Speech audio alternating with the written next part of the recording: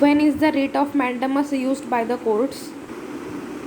The writ of mandamus is issued to a subordinate court, an officer of the government or a corporation or other institution commanding the performance of certain acts or duties. Unlike habeas corpus, mandamus cannot be issued against a private individual. The writ of mandamus can be used to order the completion of a task, or in other cases it may require an activity to be ceased. The literal meaning of this writ is we command. This writ is used by the court to order the public official who has failed to perform his duty or refusal to do his duty to resume his work. Mandamus can be issued against public official, public body, a corporation, or inferior court, a tribunal, or a government for the same purpose. Writ of mandamus. Next is write the functions of State Bar Council. To admit a person as advocates on its enroll number, to prepare and maintain such enroll number, its enroll number, to entertain and determine cases of misconduct against advocate on its roll number, to promote and support law reforms, to manage and invest the funds of the Bar Council, to provide election of its member, to act in the interest of the advocates, to bring legal reform, to regulate conduct of advocates, to establish funds and to oversee the legal education in the respective states among others, safeguard the rights, privileges and interests of the advocates. These are the functions of State Bar Council. Next is the explain the structure of High Court under Indian High Court Act 1861. The High Courts of the Calcutta, Madras and Bombay were established by the Indian High Courts Act 1861. Now the composition of High Courts. Each High Court was to consist of a Chief Justice and not more than 15 regular judges. High Court could exercise all types of jurisdiction: criminal, civil, admiralty, intestate, testamentary, admiralty and matrimonial jurisdiction. Judge could be selected from barrister, civil servants, judge of small cause courts or sudar amen, or pleaders of lander courts of high courts. Next is the High Court has original jurisdiction over all persons residing within the presidency town of Calcutta. It also had criminal jurisdiction over all Britisher and Europeans residing beyond the limits of Calcutta. The High Court was given appellate jurisdiction over civil as well as criminal cases decided by the courts subordinate to it. The next question is about the right, the qualification required to a judge of High Court.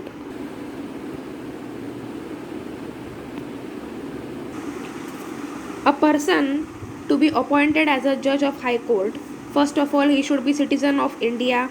He has worked as a judge in any court in India for a period not less than 10 years. Advocates with a 10-year standing in any High Court are also eligible, and judge of the High Court are appointed by the President in consultation with the Chief Justice of India, Governor of the state and also the Chief Justice of the concerned court. Next is, what is the procedure for the removal of judge of the Supreme Court? The procedure relating to the removal of the judge of Supreme Court is related by the Article 124(4). The process is called impeachment. A judge of the Supreme Court cannot be removed from office except by an order of the President passed after an address in each house of the Parliament, supported by a majority of the total membership of that house and by the majority of not less than 2/3 of the members present and voting is presented to him in the same session. Removal of the judge of Supreme Court and High Court takes place only on the grounds of misbehavior and misconduct, misbehavior and incapacity to perform. Explain the Article 129. Article 129 of the Constitution of the India 1950, which makes the Supreme Court a court of record and confers power to punish all contempt of itself. For the contempt of itself.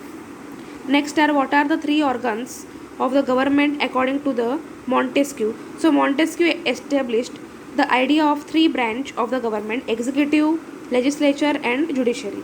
Executive is the branch of the government exercising authority in and holding the responsibility for the governance of the state.